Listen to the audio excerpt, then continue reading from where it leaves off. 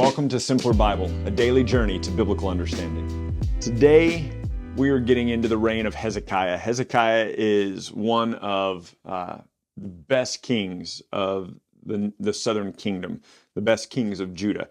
Now, when we start with the reign of Hezekiah, Israel hasn't quite been destroyed yet. So you know how it kind of will go back and forth.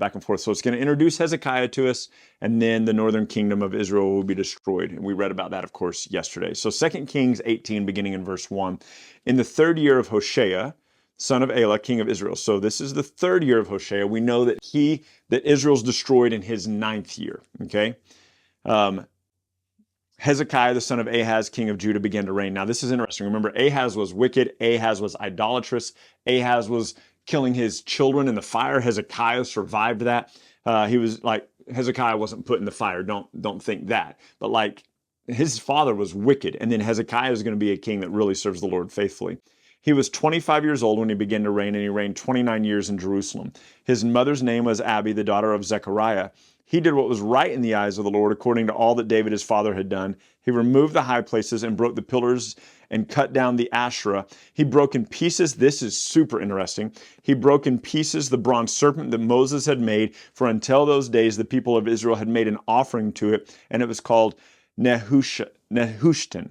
So do you remember back in Numbers 21 when the people were being bitten by serpents, fiery serpents? And this is Numbers 21, 4 through 9.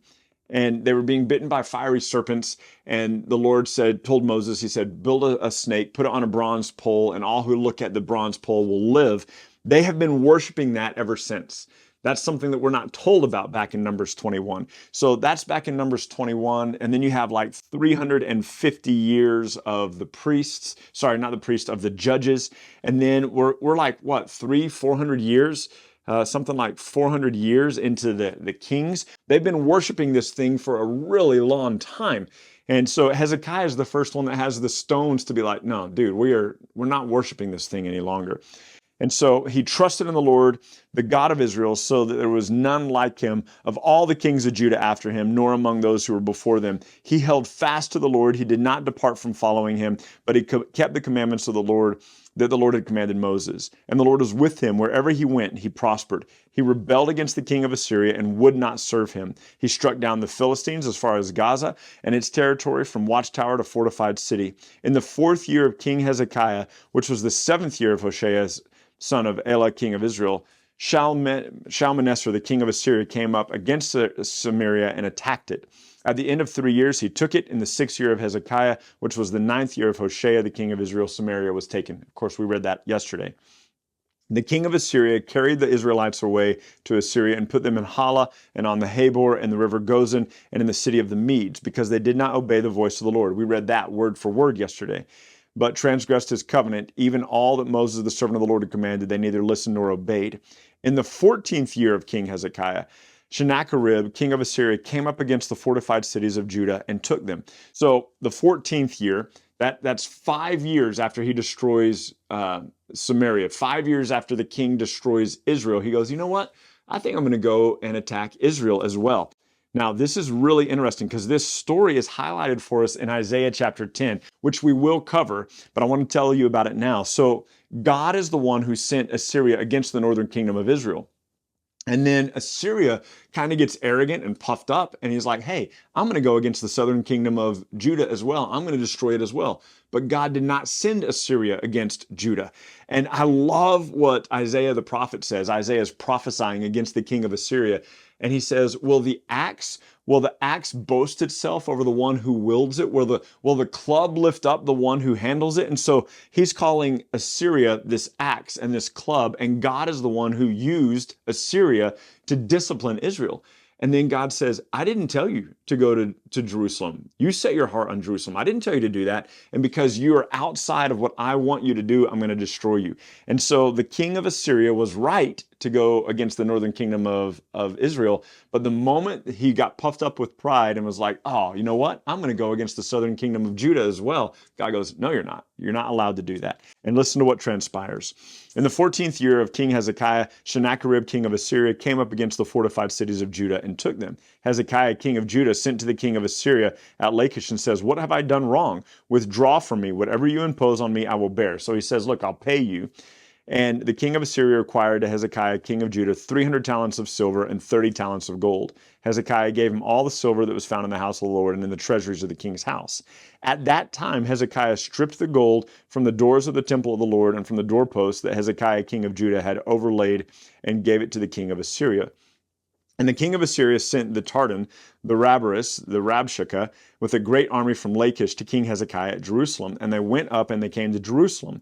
When they arrived, they came and they stood by the conduit of the upper pool, which is on the highway to the washer's field. And then they called for the king that came out to them, Eliakim, the son of Hilkiah, who was over the household, and Shebna, the secretary, and Joah, the son of Asaph, the recorder. And the Rabshakeh said to them, say to Hezekiah, thus says the great king, the king of Assyria. Listen to this. On what does your trust rest? Do you think that mere words and strategy for power of war? In whom do you now trust that you've rebelled against me? They're asking him, Hezekiah, who are you putting your trust in that you could defeat the king of Assyria? He says, behold, you're trusting now in Egypt, that broken reed of a staff, which will pierce the hand of the man who leans on it. Such is Pharaoh, king of Egypt, to all who trust in him. But they're not trusting in Egypt. So listen to what it says. If you say to me, we trust in the Lord our God, is he not the one whose high places and altars Hezekiah has removed, saying to Judah and Jerusalem, you shall worship only before this altar in Jerusalem? So listen to this. The king of Assyria is making these threats, and he goes, are you saying you're going to trust in your God? Hezekiah has taken down all the altars to the gods and taken down all the high places of the gods. He does not understand. The king of Assyria does not understand. So remember, Hezekiah's father Ahaz was serving all sorts of idols. And the king of Assyria is seeing that. And then Hezekiah destroys all those idols and says, no, we're going to serve the one God in the temple of Jerusalem. And the king of Assyria goes, Hezekiah is not serving the gods anymore. The king of Assyria believes that Hezekiah is weak because he's not serving all the gods anymore. And yet Hezekiah is strong. Why? Because he has removed all the false gods and he is serving only the true God. He's serving Yahweh God. And he says this, how can you repulse a single captain among the least of my master's servants when you trust in Egypt for chariots and horsemen? Moreover, is it without the Lord that I have come up against this place to destroy it? The Lord said to me, go up against this land and destroy it. Okay, he's only half right. The Lord commanded the king of Assyria to go against Israel. That's the land that the king of Assyria, God commanded him to go to. God did not command him to go and attack Judah, which I've already discussed is covered for us by the prophet Isaiah in Isaiah 10, which we will come to in a few weeks. Then Eliakim, the son of Hilkiah, and Shebna and Joash said to Rabshakeh, please speak to your servants in Aramaic, for we understand it, but don't speak in Hebrew within the hearing of the people who are on the wall. But Rabshakeh said to them, has my master sent me to speak these words to your master and to you alone, and not to the men sitting on the wall, who are doomed with you to eat their own filth and drink their own urine? And then he stood up and he called out in a loud voice, hear the words of the great king, the king of Assyria. Thus says the king, do not let Hezekiah deceive you, for he will not be able to save you from my hand. Do not let Hezekiah make you to trust in the Lord by saying, the Lord will deliver us and the city will not be given into the hand of the king of Syria.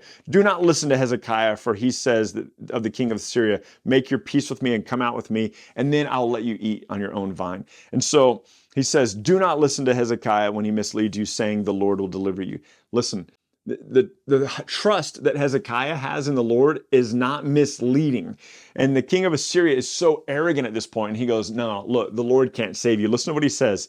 This is so arrogant, and it's a misunderstanding of who God is. And he says, has any of the gods of the nations ever delivered out of the hand of the king of Assyria? Where are the gods of Hamath and Arphad? Where are the gods of Shepharim, Hena, Ivah? Where have they delivered Samaria out of my hand? Who among all the gods of the land have delivered their land out of my hand, that the Lord should deliver Jerusalem out of my hand? In other words, the king of Assyria says, no God can stand before me. That's literally what the king of Assyria is saying. He goes, and you think the God of Jerusalem can stand before me? He goes, no way. And so the people were silent. They don't answer him a single word. And Hezekiah hears this. This came to him in the form of a letter. Hezekiah hears this. He reads the letter and he's heartbroken over it. And he comes into the presence of the Lord. And listen to this.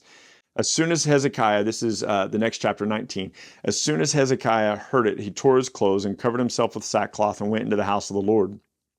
He sent Eliakim, who was over the household, Shebna the secretary, and the senior priest, covered with sackcloth, to the prophet Isaiah, to the son of Amoz. And they said to him, Thus says Hezekiah, this day is a day of distress and a rebuke and disgrace. Children have come to the point of birth, and there is no strength to bring them forth. That is a line that Isaiah will actually use in Isaiah 66.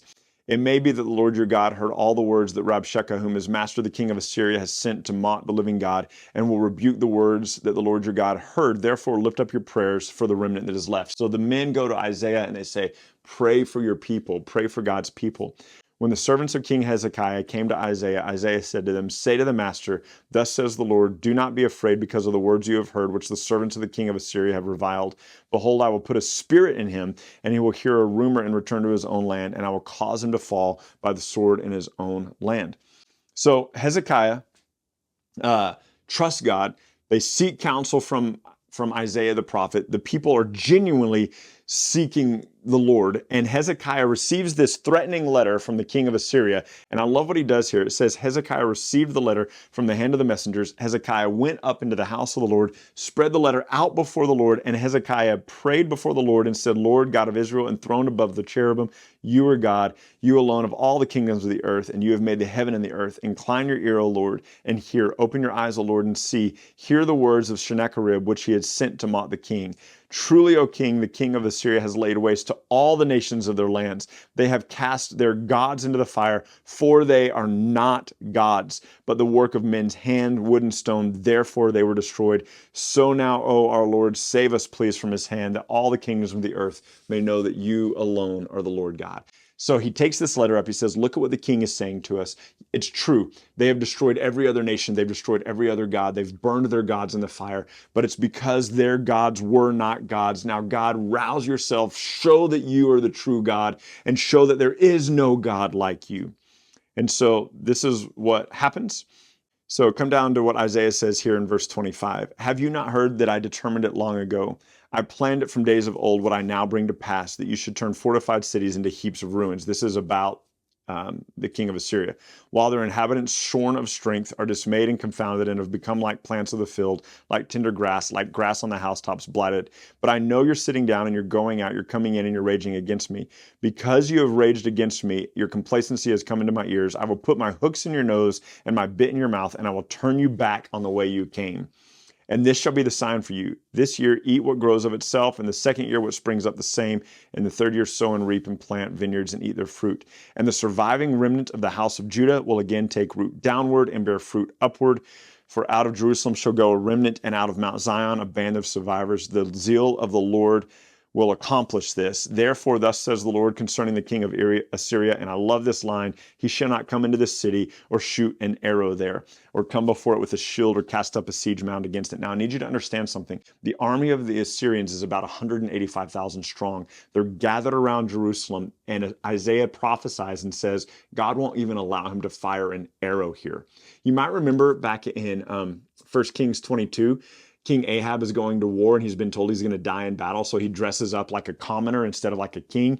And it says that a man fired an arrow at random and it struck between the pieces of Ahab's armor and killed him. And you're like, God said Ahab was going to die. And some random dude shoots some random arrow and it randomly pierces between the armor and kills Ahab. In this case, God says they won't even fire an arrow here. There's not going to be, out of 185,000 soldiers, there's not even going to be somebody who accidentally fires an arrow towards Jerusalem. It cannot happen because God has defended them. He will not come into this city. He will not shoot an arrow here. And it says, the Lord says, for I will defend the city to save it for my own sake and for the sake of my servant David. And that night the angel of the Lord went out and struck down 185,000 in the camp of the Assyrians. And when the people arose early in the morning, behold, these were all dead. So God gives them victory by his own hand. Like the people of Jerusalem, the people of Judah, they don't have to defend themselves. God does it. And so anyway, Hezekiah is going to get sick. After this, Hezekiah is going to pray to the Lord. And he says, I've walked with you in faithfulness, make me well. And God makes him well. He gives him 15 more years of life. He says, I will add 15 more years to your life. I will deliver you in the city out of the hand of the king of Assyria. I will defend the city for my own sake and my servant David's sake. And his son Manasseh will end up being born in that time, and Manasseh will be a really wicked king. And then Hezekiah gets a little bit arrogant. Assyria has been destroyed. Hezekiah has overcome this death that was facing him from this illness. And the people of Babylon come in and they say, hey, we heard you were sick and we heard that you're better now. We want to check on you, make sure you're okay. And Hezekiah goes, yeah, come on in, man. Look at the temple and look at my treasuries and look at my land and look at everything that we have. Isn't everything we have great? Aren't we really rich? Aren't we a really great people? And basically is like, it would be like you inviting your enemy into your house and going, look, here's where I keep all of my money, and here's where I keep all of my weapons, and here's where I keep all of my the treasure I have in my mattress, and like basically telling all of your enemies, here's all my great stuff. Do you want it? And listen to what Isaiah says. Isaiah the prophet came to King Hezekiah and said to him, what do these men say and from where do they come from? Hezekiah said, they came from a far country, from Babylon.